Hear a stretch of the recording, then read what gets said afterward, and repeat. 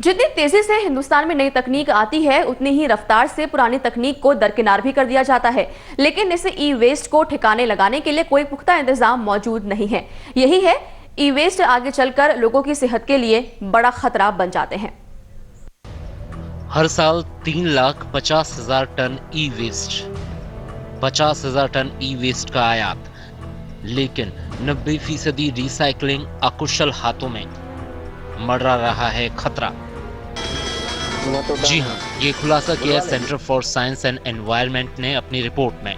Report के मुताबिक भारत में हर साल 3,50,000 टन ई वेस्ट जनरेट होता है और बाहर के देशों से भी 50,000 टन ई वेस्ट कबाड़ के रूप में आयात किया जाता है।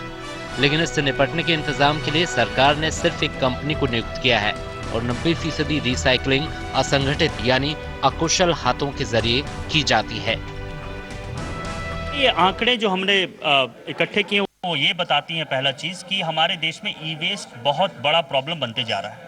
आज के दिन में हम 3.5 से 4 लाख टन ई वेस्ट जनरेट करते हैं और जो कि अगले 10 साल में 5 गुना बढ़ जाएगा। तो हमें इसको बहुत सीरियसली लेना पड़ेगा। ई वेस्ट यानी इलेक्ट्रॉनिक वेस्ट में पुराने computers, TV, picture tubes, fridge जैसी चीजें शामिल होती हैं जिन्हें बेकार समझकर फेंक दिया जाता है। लेकिन इनमें मौजूद lead, plastic, chromium, mercury, cadmium और एसिड जैसी खतरनाक चीजों को नजरअंदाज नहीं किया जा सकता। लेकिन सही जानकारी और रिसाइकलिंग के अभाव में इनको सामान्य कूड़े की तरह ही ट्रीट किया जाता है, जो लोगों की सेहत के लिए बेहद खतरनाक है। हम जो केमिकल्स से डील कर रहे हैं इस ई वेस्ट में, वो लेड है, आर्सेनिक है, क्रोमियम है, कैडमियम है, कोबाल्ट भी हो सकता है। तो सबसे अधिक जो उनके शरीर पे जो फर्क पड़ रहा है वो रिसाइकलर को पड़ रहा है। और लेड, जैसे कि लेड और मरकरी न्यूरोटॉक्सिन्स हैं जो कि उनके मस्तिष्क पे, ब्रेन पे उसका इम्पैक्ट होगा। इसी तरह कोबाल्ट आपको मालूम है कि रेडियो एक्टिव है।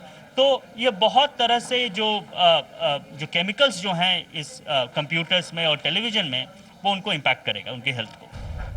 इसलिए सरकार ने इस मुश्किल से निपटने के लिए एट्रो नाम की कंपनी को लाइसेंस दिया है, लेकिन ये कंपनी भी इतने ज्यादा ई वेस्ट को रिसाइकिल करने में सक्षम नहीं है।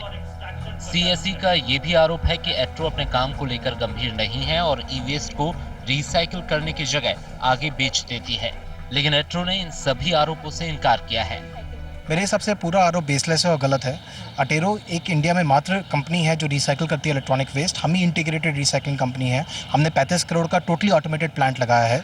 We belong to the entire team is very professional and इसलिए किया था कि हमारा सोशल कॉन्शियस ने कहता था कि we want to do something which is socially relevant for India. इस तरह की ई वेस्ट रिसाइकलिंग कंपनी शुरू की थी, राइट। इंडिया में प्रॉब्लम यह है कि जितना ई वेस्ट है that gets recycled in the unorganised sector. Organised sector में रिसाइकलिंग हो ही नहीं रहा है।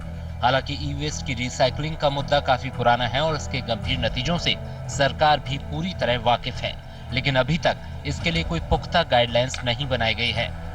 रमा सोलंकी के साथ ब्यूरो रिपोर्ट, दिल्ली आज तक।